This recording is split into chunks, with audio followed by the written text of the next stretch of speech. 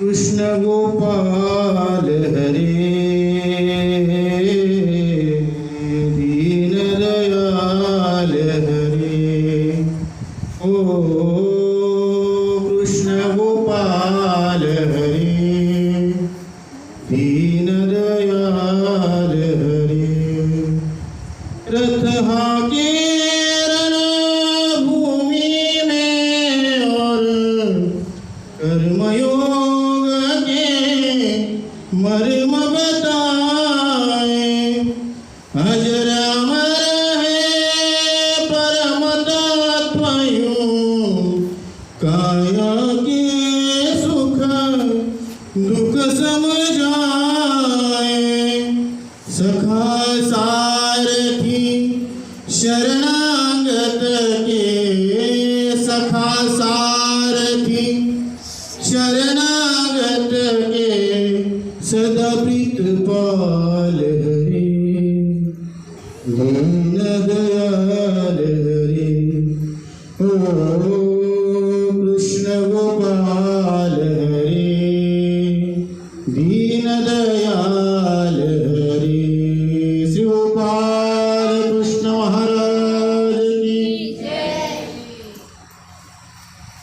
असं मोकळं बसा एकदम फ्रेश, कारण मोकळं बसल्याच्या नंतर आवाज मोठा येतो. काही दुपारचा टाइम नाही, भूक लागली बा 12चा टाइम होऊन गेला असं काही नाही, वेळ आहे आपल्याला. पुन्हा एकदा आपण चतुर्विध अवतार आहे सर्वज्ञ श्री दत्तात्रय प्रभू महाराज यांच्या नावाचा जयघोष करू आणि आपल्या प्रवचनाला सुरुवात करू. श्री दत्तात्रय महाराज की जय.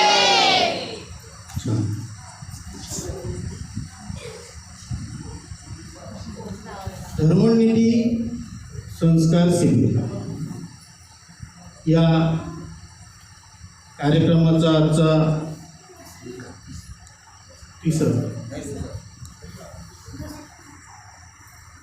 दुसरा दिवस आणि या कार्यक्रमासाठी आपल्याला स्वतःचा वेळ बाजूला ठेवून, स्वतःचा अभ्यासाचा वेळ बाजूला ठेवून आपल्यासाठी जो मोलाचा वेळ काढला आणि आपल्याला जो वेळ दिला अशा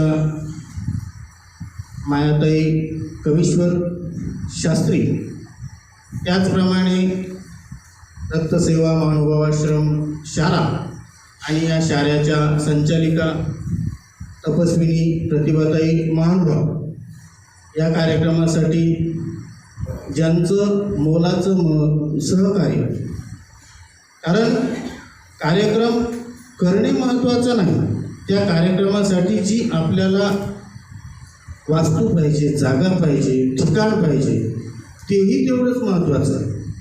आणि या कार्यक्रमासाठी जे सहकार्य दाखवलं, जी आपुलकीची भावना दाखवली, जे प्रेम दाखवलं, असे आमचे कृष्णात बाबा इडकर.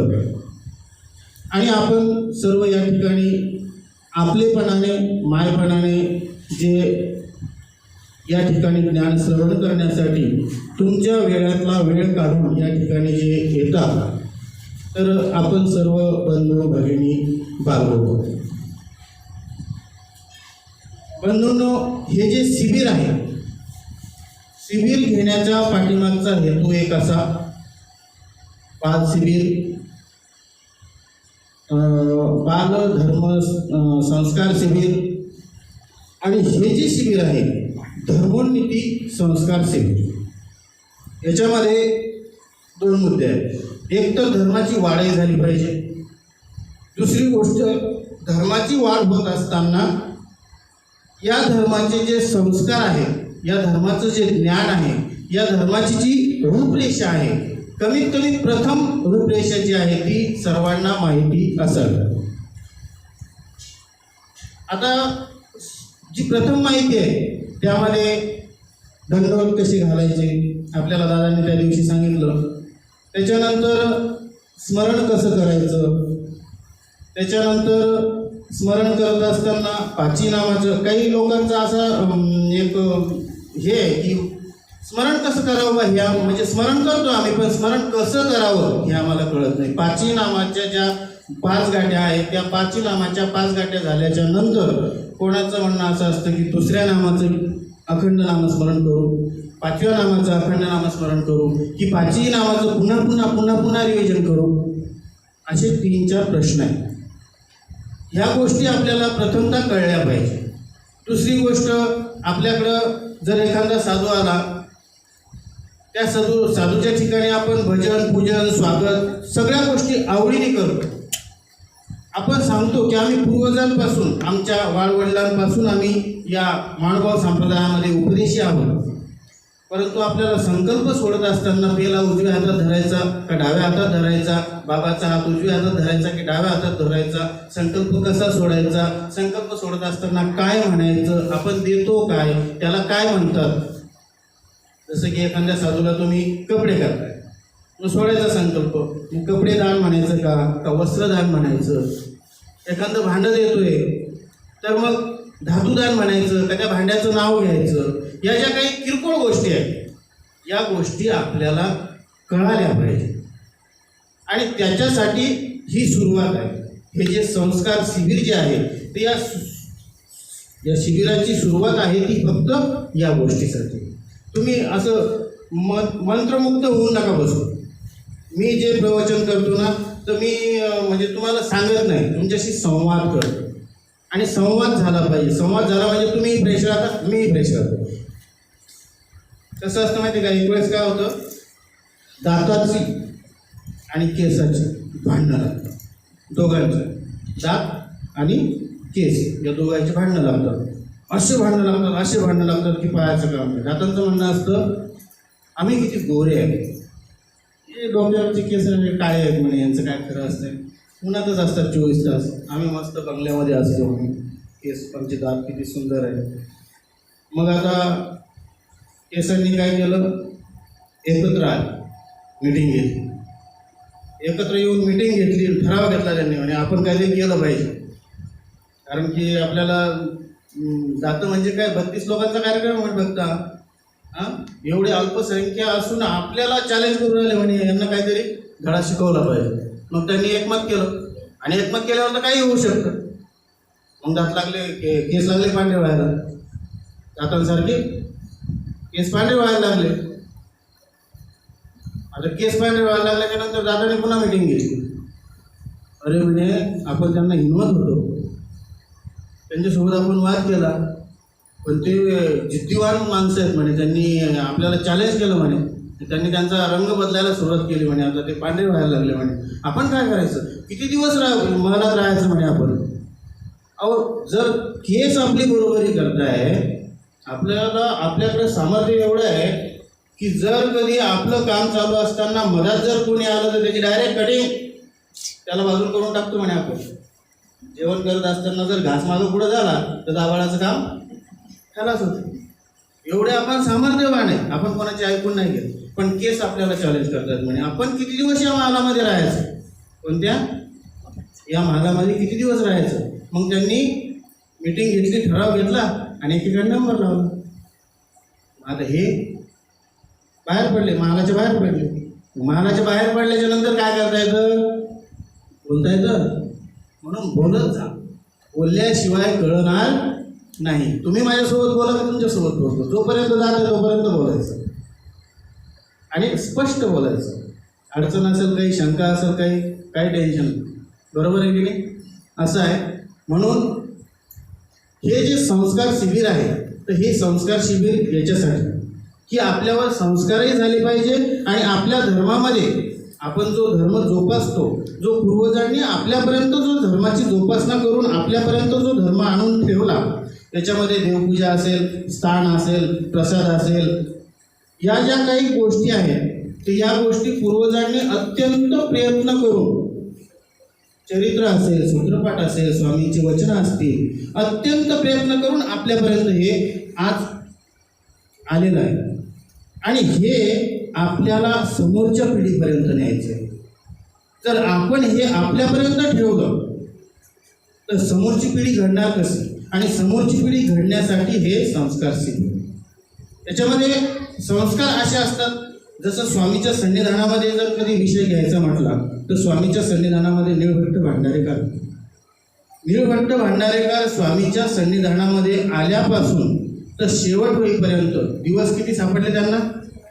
फक्त 16 वर्ष. बरोबर. हे दिवस अतिशय छोटे होते, कमी होते. त्यांना स्वामींचं सन्निधान फक्त आणि फक्त 16 वर्ष लाभलं. पण या 16 वर्षाच्या कालखंडामध्ये एवढी मोठी गोष्ट करून दाखवली ना, भूतो ना भविष्य कोणाकोणही साध्य होणार नाही. ती गोष्ट म्हणजे कोणती?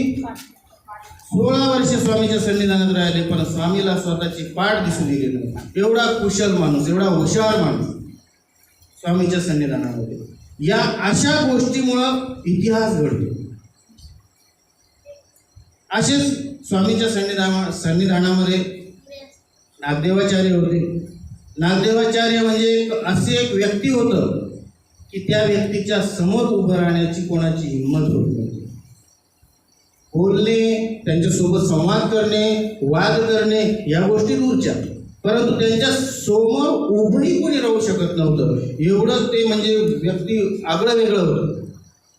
परंतु स्वामीच्या सन्निधानामध्ये आल्याच्या नंतर नागदेवाचार्य हे नाव घेण्यासाठी तास लागत होता. त्या नागदेवाचार्याला स्वामीने डायरेक्ट वानरेश करून टाकलं. कसं झालंय? नागदेवाचार्याचा डायरेक्ट वानरेश. याला परिवर्तन म्हणतात. आणि परिवर्तन हे सर्वात महत्त्वाची गोष्ट आहे. प्रत्येकाच्या जीवनामध्ये परिवर्तन हे झालंच पाहिजे, होतं. फक्त परिवर्तन झाल्याच्या नंतर आपण आपल्याला सावरल्या गेलो पाहिजे. हेच नागदेवाचार्य स्वामींचं वास्तव्य डोमेग्रामला होतं. आणि डोमेग्रामला स्वामींचं वास्तव्य असताना स्वामी उदास झाले.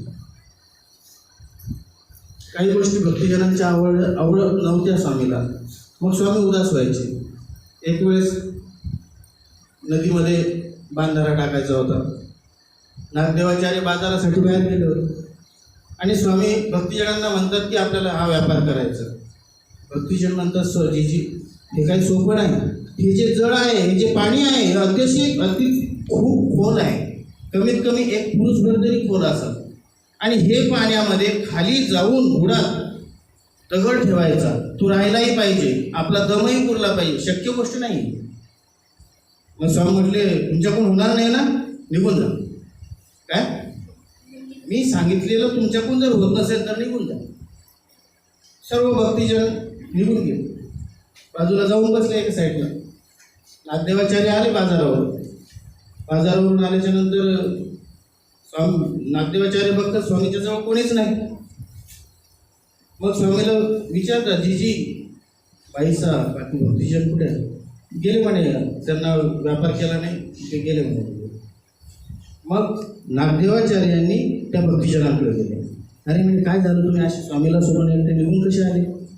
सगळे सांगू लागले जीजी नागदेवाचार्याला म्हणे की ते स्वामींनी असा व्यापार सांगितला आणि ते आता आमच्याकडून शक्य नाही, कसं काय करावं काही समजत नाही. स्वामी जर काही म्हणजे जशी प्रवृत्ती असेल तसं कार्यक्रम होतो म्हणे. मग आता काय करणार आहे आपण?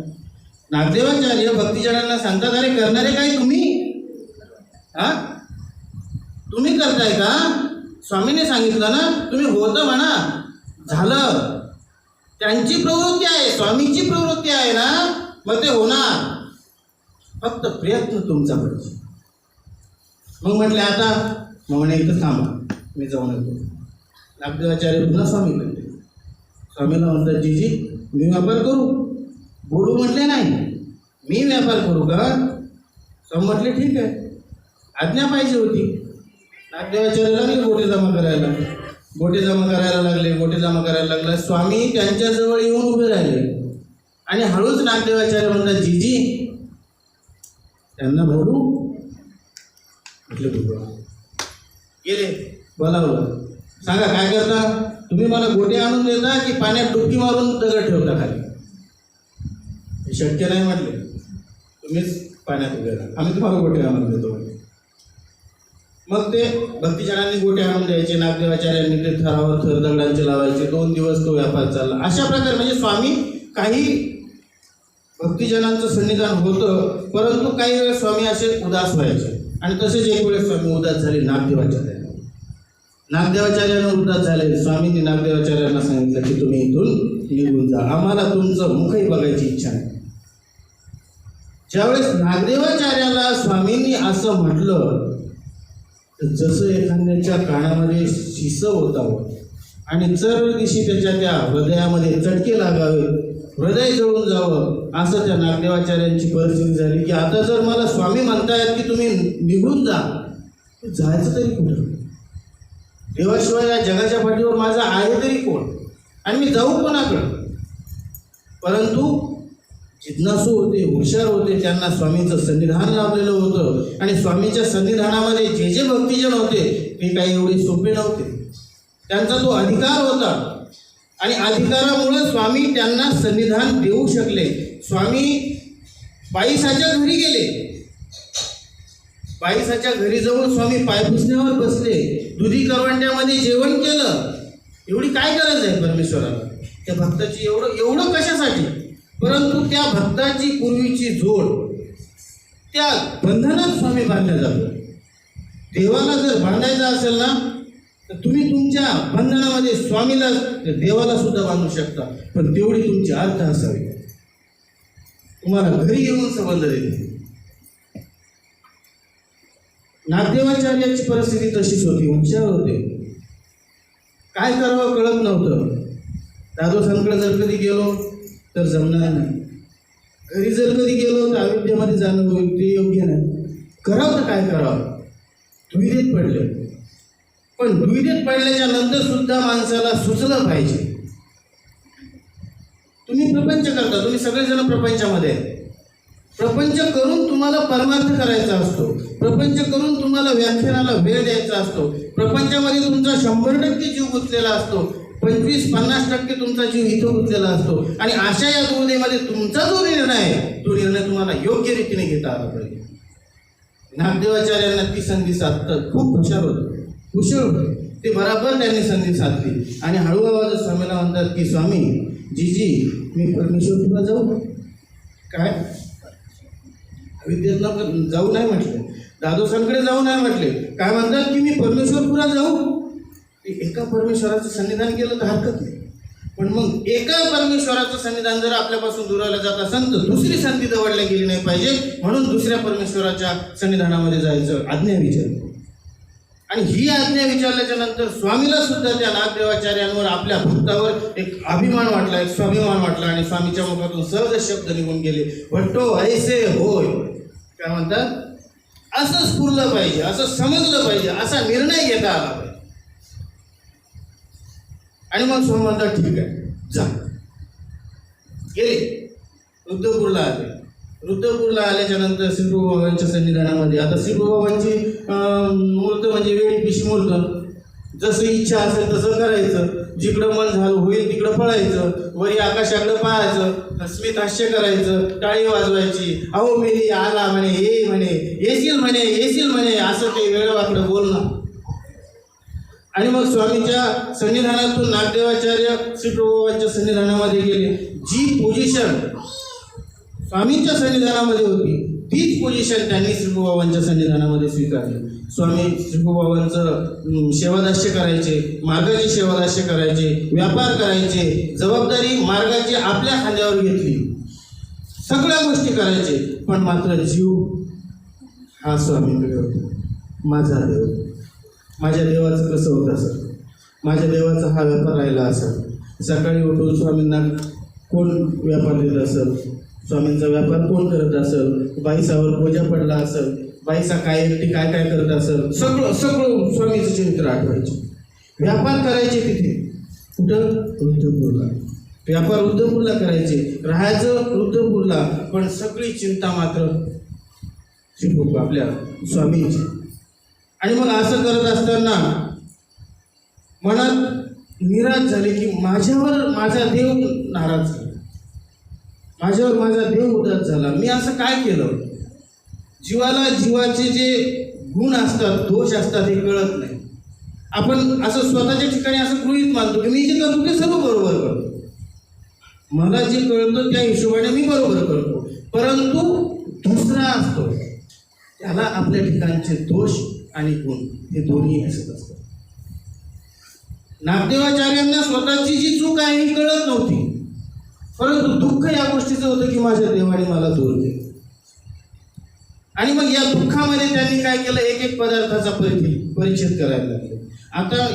आता चालू परिस्थितीमध्ये सुद्धा जीव हा पदार्थाचा परिच्छेद करतो. पूर्वी असं होतं की आमचे साधू लोकच परिच्छेद करायचे. काव म्हणे मीठ खाणं सोडून, काव म्हणे तेलाची भाजी जमत नाही, काव गोड अजिबातच नाही, काव म्हणे चहा चालतच नाही. हे पूर्वी साधू लोक करायचे. पण आता तुमच्यासारखे जे नामधारक आहेत ते सुद्धा या गोष्टीवर म्हणजे विजय प्राप्त केला त्यांनी, की आम्ही सुद्धा काही गोष्टीचा परिचय करू शकतो. आम्ही सुद्धा काही गोष्टी, काही फळं म्हणा, काही आपल्या आहारातले काही पदार्थ म्हणा, हे आपण सोडू शकतो. हे आचार आता तुमच्यापर्यंत आला, तुम्ही सुद्धा त्या गोष्टी करायला लागले. आणि मग नागदेवाचार्यांनी ते एक एक पदार्थाचा परिच्छेद करायला लागले.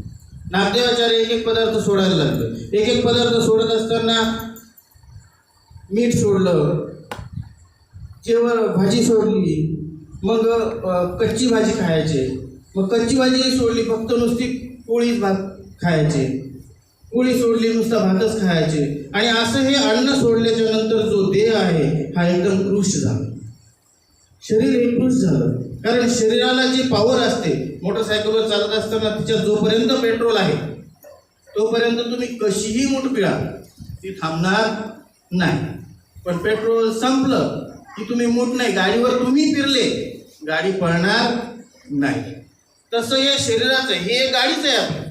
ही पंचमहाभूतापासून बनलेली ही एक गाडी आहे. आणि या गाडीला जे पेट्रोल पाहिजे ते पाहिजेतच असतं, तेव्हा ती चालते, अन्यथा चालत नाही. नागदेवाचार्यांची गाडी बंद पडली. आता नागदेवाचार्य एका रूममध्ये आहे, कृश झाले. परिस्थिती अशी झाली की जर उठायचं म्हटलं तर कशाचा तरी आधार घ्यावा लागतो आता नागदेवाचार्य. आणि आधार घेऊन नागदेवाचार्य उठ बस करतात. अशा या परिस्थितीमध्ये परमेश्वरपुरावरून डोमेग्रामला एक ब्राह्मण झाला. ब्राह्मण गेल्याच्या नंतर स्वामी, जसं भक्ताला देवाचं वेळ असतं तसं देवाला भक्ताचं वेळ असतं. जेवढी आर्त जर भक्ताजवळ असेल ना, तर तेवढ्या आरतीने, तेवढ्या आवडीने, तेवढ्या आपुलकीने परमेश्वर सुद्धा त्या भक्ताचा विचार करतो. मग तो ब्राह्मण गेला, स्वामींना भेटला. स्वामी अगोदर, सगळ्यात अगोदर विचारतात की परमेश्वरपुराची भट्ट असते ते कैसे असते. आहेत परमेश्वरपुराला, पण कसे आहेत ते, त्यांची तब्येत कशी, त्यांचं स्वस्थ कसं आहे, त्यांचं व्यवस्थित चालू आहे ना सर्व. भट्ट म्हणतात जी त्यांचं काही खरं नाही, त्यांचा देह एकदम कृश झालेला आहे, जाग्यावर आहे. उठबस सुद्धा आधाराशिवाय करू शकत नाही, आधाराची गरज आहे. स्वामींना समजलं की आता याला कोणत्या आधाराची गरज आहे. लाठीकाठीच्या आधाराची गरज नव्हती, स्वामींच्या शब्दाची गरज होती, स्वामींच्या हाकेची गरज होती. आणि स्वामींनी ते जाणलं. स्वामी म्हणतात की तुम्ही आता जे परमेश्वरपुराला जा, श्री प्रभू बाबांना भेटण्याच्या अगोदर कोणाला भेटा, नागदेवाचार्य. आणि त्यांना सांगा की तुम्ही ते जी बोलावत काय, तुम्हाला तुमचे स्वामी बोलवत आहेत असं सांगा.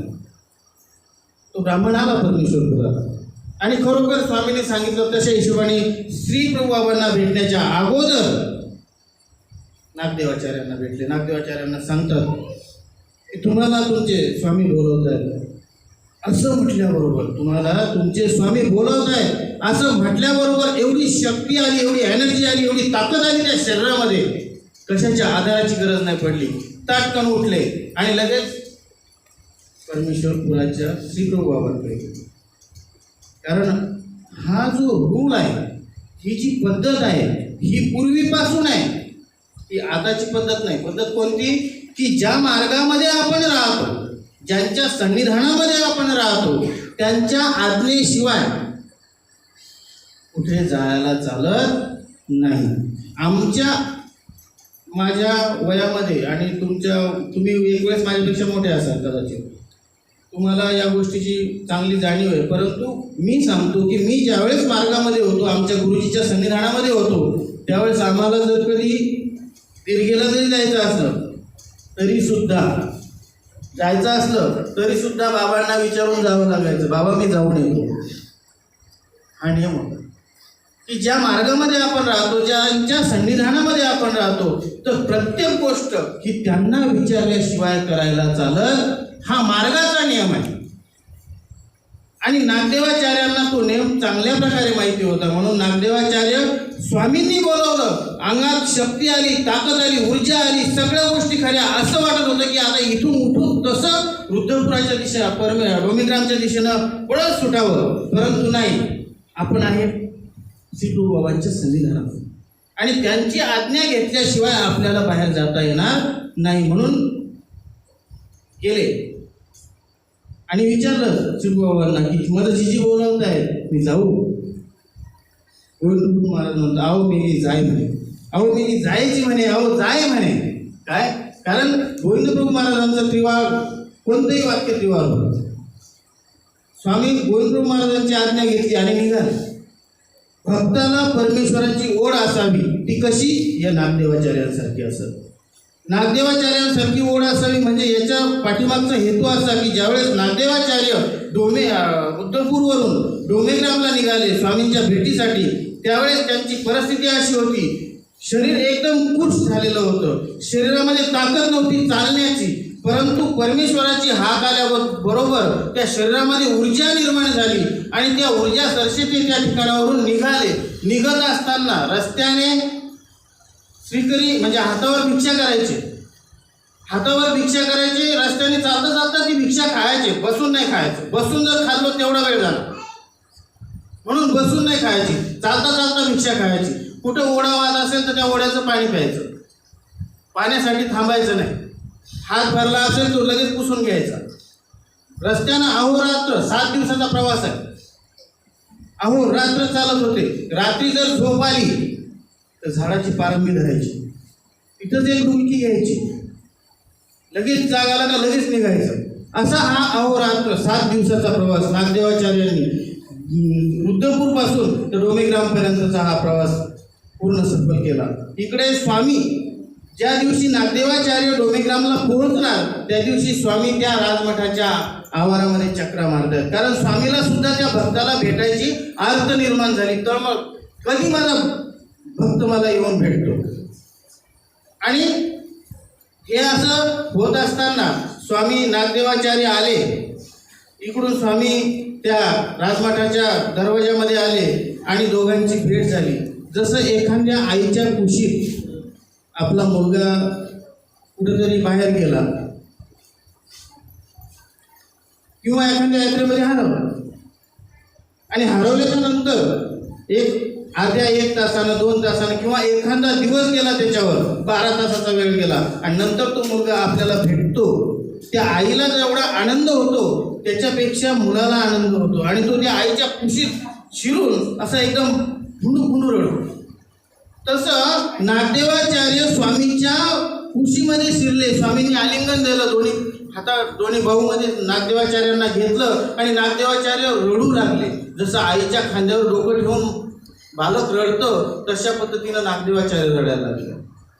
आणि मग स्वामी त्यांना शांत करतात, दुःख करू नका म्हणतात, रडू नका म्हणतात. आणि स्वामी त्यांना एक आव्हान देतात की याच्यानंतर आम्ही तुम्हाला कधीच आमच्यापासून दूर करणार नाही. ही एक भक्ताची परीक्षा असते आणि ही परीक्षा घेण्याच्या पाठीमागचा हेतू स्वामींचा की नागदेवाचार्यांना स्वामींच्या सन्निधानामध्ये असताना गर्व झाला होता, अभिमान आला होता की मी आहे म्हणून स्वामींचा मार्ग चालतो, मी आहे म्हणून स्वामींचं सर्व कार्य चालतं, मी आहे म्हणून या सगळ्या गोष्टी होतात, असं त्यांना एक मीपणाचं गर्व झालं होतं. आणि स्वामीला ते मीपणाचं गर्व त्या ठिकाणी त्या गर्वाचं खंडन करायचं होतं. कारण स्वामीच्या सन्निधानामध्ये असो, या परमार्गाच्या सेवेमध्ये असो, या परमार्गाच्या व्यापारामध्ये असो, जो या परमार्गाचा जीव आहे तो नामधारक असो, संन्यासी असो किंवा संन्यासी नसो, नुसता साधक असला तरी सुद्धा स्वामीला अभिप्रेत आहे. काय काय आहे अभिप्रेत? आपला भाव अभिप्रेत आहे. आणि आपला भाव अभिप्रेत आहे तो भाव कसा असावा? निरपेक्षित असावा. दुसरी गोष्ट तिथं मीपणा नसावा, अभिमान नसावा, गर्व नसावं, मी करतो म्हणून नसावं. हे स्वामीला अभिप्रेत आहे. आणि ज्यावेळेस स्वामीला हे अभिप्रेत जे आहे ते ज्यावेळेस स्वामीला भेटतं त्यावेळेस स्वामी त्या भक्ताला कधीही दौडत नाही, कधी त्या भक्ताला आपल्यापासून दूरच करत नाही. अशा अनेक लीला आहेत. सांगायचं जर कधी एक विचार केला तर वेळ कमी पडतो, पण आपल्याकडे वेळ कमी आहे. आणि दुसरी गोष्ट, कार्यक्रम दोन आहे, इकडचंही ऐकावं लागतं इकडचंही ऐकावं लागतं, दोन्ही. मला तुम्ही एवढे भाग्यवान वाटताय, तुमच्यासारखा भाग्यवान मी आतापर्यंत तरी नाही बघितला. याच्या पाठीमागचं कारण असं आहे की तुमच्या भाग्याने तुमच्या गावामध्ये 2 कार्यक्रम आहेत. बरं, 2 कार्यक्रम असून तुम्ही एवढे भाग्यवान आहे. म्हणतात आजकाल जगामध्ये दुकानदारापेक्षा गिराईक जास्त हुशार झाले. आम्ही झालो दुकानदार, पण तुम्ही झाले गिराईक. आमच्यापेक्षा तुम्ही हुशार कशा? तुम्ही तिकडचंही सांगता आणि इकडचंही सांगता. ते कमीत कमी वेळेत का असणं, थोडा वेळ का असणं, परंतु साधण्याची तुमची, ऐकण्याची तुमची, ते करण्याची जी इच्छा आहे ही तुमच्या या येण्या जाण्यातून, तुमच्या या तिकडचं साधून इकडे यायचं, इथून घरी जायचं, घरचा व्यापार करायचा, स्वयंपाक करायचा आहे, मुलं बाळ, सगळं प्रपंच म्हटलं म्हणजे तिथे सर्वच गोष्टी येतात. आणि या सर्व गोष्टी हँडल करत असताना परमार्थ साधायचा, काहीतरी ज्ञानाचे 2 धडे आपण गिरवायचे, ते ज्ञानाचे काहीतरी 2 डोस आपण घ्यायचे आणि ते जीवनामध्ये उतरवायचे, त्याचा आत्मसात करायचा. ही जी तुमची ऊर्जा आहे हे खरोखर एक भाग्यवंताचं लक्षण आहे. कारण की तुमचं गाव म्हणजे आता तुमच्या गावामध्ये स्वामींचं स्थान आहे, स्वामी तुमच्या गावाला येऊन गेलेले, स्वामींच्या पदस्पर्शाने तुमचं गाव हे पवित्र झालेलं आहे. आणि या अशा पवित्र गावातले जे काही तुम्ही आहे, तुम्ही काय कमी भाग्यवान? म्हणून आहे का संपला? म्हणून मी माझं जे प्रवचन आहे या ठिकाणी थोडं त्याला विराम देतो, थांबवतो, फक्त आणि फक्त तुमच्या वेळेसाठी. कारण स्वामीचं चरित्र, श्रीप्रभूंचं चरित्र, आपले जे 5 अवतार आहेत, ते 5 अवतारांचं चरित्र जर कधी सांगत बसतो तर आपल्याला वेळच पुरत नाही. आणि हा वेळ जो तुम्ही आम्हाला देता, आमचा वेळ तुम्ही घेता, हे खरोखर आपण एकमेकाच्या काहीतरी ऋणानुबंधामध्ये बांधल्या गेलेलो आहे. म्हणून या सर्व गोष्टी घडतात. या गोष्टी आता या 10 दिवस, आजचा 2रा दिवस आहे, अजून या 8 दिवस हा कार्यक्रम चालू राहणार आहे. आणि या कार्यक्रमाचा तुम्हालाही लाभ चांगल्या प्रकारे मिळणार आहे. म्हणून मी आता माझे जे लांबलेले शब्द आहेत ते या ठिकाणी थांबवतो, त्याला विराम देतो आणि समोरचं जे आहे अण्णाकडे सोपवतो.